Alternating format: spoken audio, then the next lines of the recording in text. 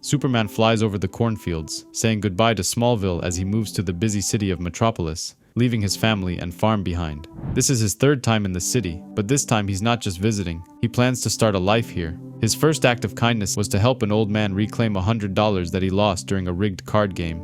Nobody was willing to give him directions to his apartment building, but eventually he found it.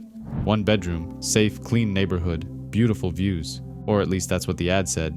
His parents told him to keep Clark Kent separate from his hero persona, but he wasn't sure anybody was going to buy it. There was a big fire that engulfed a giant building, and Clark tried to intervene, but the firemen had it under control. However, he later discovered that the fire wasn't an accident, but a deliberate criminal act. At nighttime, he decided to take a closer look and used his X-ray vision to spot the remains of an explosive device that was used to start the fire. Before he could investigate further, Lois Lane arrived, searching for her own clues. Clark panicked and flew off right in front of her, giving Lois a chance to take a picture. He returned home and felt bad about what had happened, leaving his fingerprints all over the device. He acted like a moron and thought people should call him Moron Boy. The following night, he breaks inside the police department and uses his heat vision to destroy the fingerprints from the device he found. However, security cameras recorded his actions, and the newspapers were fast to paint him as the bad guy destroying evidence. A big explosion shakes the city and destroys the Daily News building. Clark rushes inside and gets out as many people as he can, but deep down he was disappointed in himself, feeling like he could have done more. From the very beginning, things haven't been working out great, and he doubts himself. He sends the Superman suit back home to his parents and misses his friends and the simple life in Smallville. He gets a job as a janitor to pay the bills, where he befriends his co-workers who invite him to his first baseball game. Clark didn't have enough money for the ticket, but his co-workers offered to take him anyway. He can always pay them back when he gets his first salary.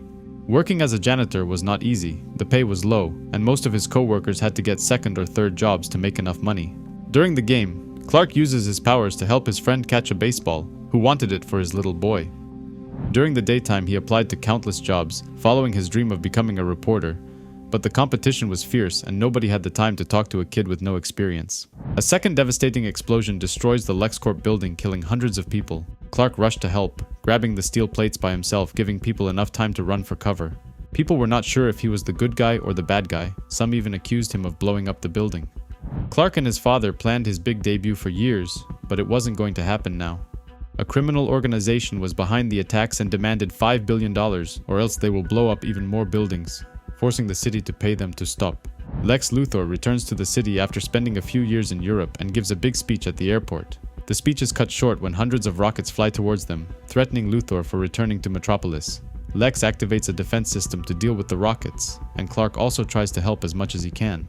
Clark finds it suspicious that the defense system was installed at the airport only 2 weeks before Luthor's return. He builds up the courage and meets Lois Lane, offering details about the explosions while having coffee.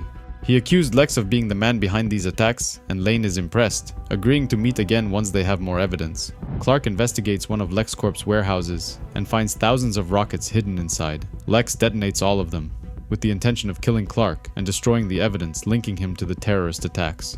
However, Clark survives unharmed and rushes back home to Smallville to see his parents. He hugs them and tells them his life will completely change from now on. His father hands him the S-suit, and Clark finally embraces the hero persona for the first time in his life. Superman returns to Metropolis and breaks into Luthor's office, accusing him of being the mastermind behind these attacks and killing hundreds of innocent people. Luthor tried to shoot Superman, but the bullets easily bounced off his chest. Nothing could harm the Man of Steel.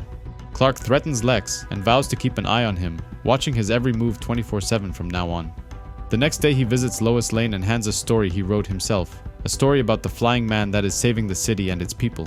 Lois is extremely impressed by this, and asks Perry White to immediately hire Clark Kent at the Daily Planet.